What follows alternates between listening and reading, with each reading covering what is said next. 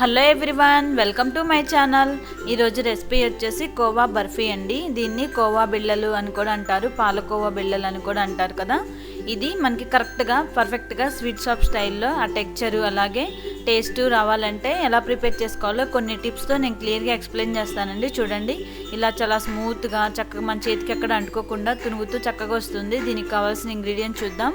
10 నిమిషాల్లో ఈ కోవా బర్ఫీ ప్రిపేర్ చేసుకోవాలంటే మిల్క్ పౌడర్ తీసుకోవాలండి. ఎవ్రీడే మిల్క్ పౌడర్ ప్యాకెట్ తీసుకున్నా నేను.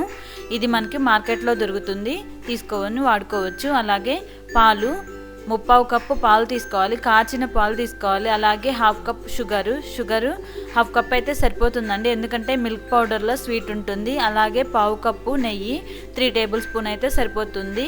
అలాగే కొన్ని జీడిపప్పు చిన్న చిన్న ముక్కలుగా కట్ చేసుకోవాలి. బాదం పప్పు వీటిని కూడా చిన్న చిన్న ముక్కలుగా కట్ చేసుకొని పైన గార్నిషింగ్కి వాడుకోవాలి. ఇలాచీ పౌడరు 1/4 టీ స్పూను మంచి ఫ్లేవర్ కోసం. ప్రిపరేషన్ చూద్దాం. స్టవ్ ఆన్ చేసుకొని ఒక ప్యాన్ పెట్టుకోవాలి. ఈ ప్యాన్ నెయ్యి ఉన్న ప్యానేనండి. నెయ్యి పేరుకుని ఉన్న నెయ్యిని కరిగించి కప్పులో యాడ్ చేశాను కాబట్టి ఆ నెయ్యి ప్యాన్లోనే మనం తీసుకున్న నెయ్యిని యాడ్ చేసేసుకొని అలాగే 3/4 కప్పు పాలు కాచి చల్లార్చిన పాలండి యాడ్ చేసుకోవాలి. మీడియం ఫ్లేమ్ పెట్టుకొని చూడండి, ఈ కప్పుతో 2 కప్పుల మిల్క్ పౌడర్ యాడ్ చేసుకోవాలి. మనం ఇంగ్రీడియంట్స్ క్వాంటిటీ ప్రకారం తీసుకున్నట్లయితే మనకి రెసిపీ పాడయ్యే ఛాన్స్ లేకుండా పర్ఫెక్ట్గా వస్తుంది. ఇలా మిల్క్ పౌడర్ యాడ్ చేసిన తర్వాత మీడియం ఫ్లేమ్ పెట్టుకొని లోపల ఎక్కడ ఉండలు కట్టకుండా ఈ పాలల్లో మిల్క్ పౌడర్ బాగా కలిసిపోయేటట్లుగా నీట్గా మిక్స్ చేసుకోవాలి. చూడండి, చక్కగా కలిసిపోయింది కదా. కలిసిపోయి మనకి లూజ్గా అనిపిస్తుంది కదా. ఇలా 2-3 నిమిషాలు మీడియం ఫ్లేమ్లోనే పెట్టుకొని మిక్స్ చేసుకుంటూ కుక్ చేసుకోవాలి. ఇలా చేసుకునేటప్పుడు ఇది దగ్గర పడుతుందండి. మనం ఎప్పుడైనా కోవా ప్రిపేర్ చేసుకునేటప్పుడు 1-2 సార్లు అలా మిక్స్ చేసి మనం వదిలేయకూడదు. ఇలా మిక్స్ చేసుకుంటూ కుక్ చేసుకున్నట్లయితే చాలా స్మూత్గా ఎక్కడ ఉండలేకుండా చక్కగా టెక్చర్ అనేది చాలా బాగా వస్తుంది. చూడండి, ఇది కొంచెం దగ్గర పడింది కదా. ఇలా దగ్గర పడిన తర్వాత మనం షుగర్ యాడ్ చేసుకోవాలి. యాక్చువల్గా మిల్క్ పౌడర్లో స్వీట్ ఉంటుందండి కాబట్టి షుగర్ చాలా తక్కువే పడుతుంది.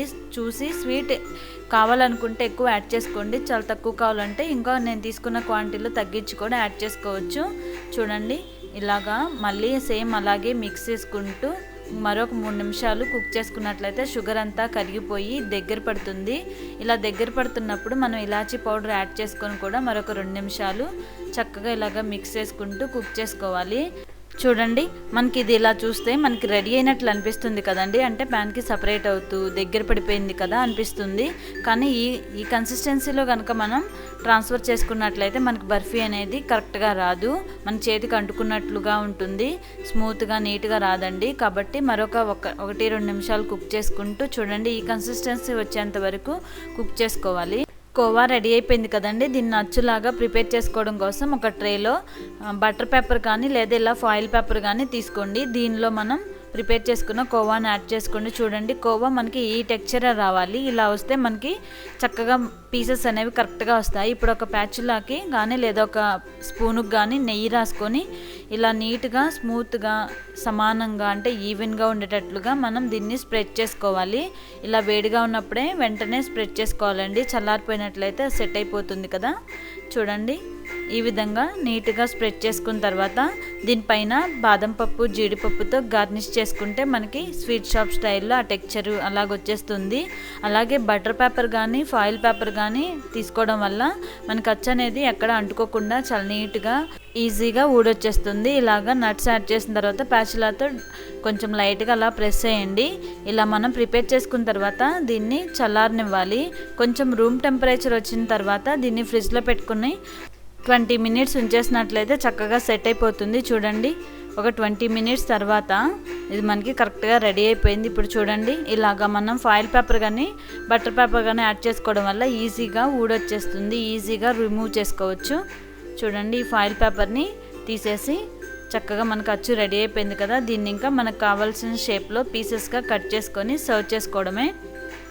నేను ఈ బర్ఫీ పీస్ కొంచెం మందంగా కట్ చేశాను, అంటే మందంగా అచ్చు ప్రిపేర్ చేశానండి. కొంచెం పలుచుగా కావాలనుకుంటే కొంచెం వెడల్పుగా ఉన్న ట్రేలో యాడ్ చేసుకొని పలుచుగా కూడా స్ప్రెడ్ చేసుకొని తీసుకోవచ్చు. ఎలా స్ప్రెడ్ చేసుకున్నా మనం ప్రిపరేషన్ అనేది కోవా కరెక్ట్గా రెడీ అయితే మనకు చూడండి పీస్ అనేది ఇంత కరెక్ట్గా పర్ఫెక్ట్గా వచ్చేస్తుంది. అంటే మన చేతికి ఎక్కడ అంటుకోకుండా నీట్గా సెట్ అయిపోయింది కదా. ఈ విధంగా ప్రిపేర్ చేసుకోండి. కొన్ని చిన్న టెక్నిక్స్ ఉంటాయి, అవి ఫాలో అవుతూ ప్రిపేర్ చేసుకున్నట్లయితే మనకి రెసిపీ పాడవకుండా ఎంచక్కా ఎంజాయ్ చేస్తూ తినొచ్చు.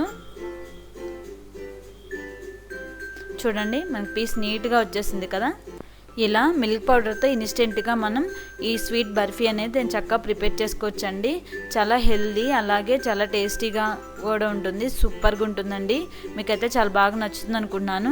నేను కొంచెం పెద్ద పెద్ద ముక్కలుగా మందంగా ఉండేట్లు ప్రిపేర్ చేశాను కదా. మీరు కావాలంటే ఇంకొంచెం పలుచగా కూడా స్ప్రెడ్ చేసుకొని కావాల్సిన షేప్లో కట్ చేసుకోవచ్చు. చూసారు కదండి, మీరు ట్రై చేయండి. మీరు ప్రిపేర్ చేసుకున్న తర్వాత ఎలా వచ్చిందో తప్పకుండా కామెంట్ చేయండి. అలాగే ఈ వీడియో కనుక మీకు నచ్చినట్లయితే లైక్ చేసి ఈ వీడియోని మీ సోషల్ మీడియాలో షేర్ చేయండి. అలా షేర్ చేసినట్లయితే మీరు నాకు సపోర్ట్ చేసినట్టు ఉంటుంది. అలాగే మరిన్ని వెరైటీ రెసిపీస్ కోసం మా ఛానల్ని సబ్స్క్రైబ్ చేయండి. Thank you for watching. Thank you.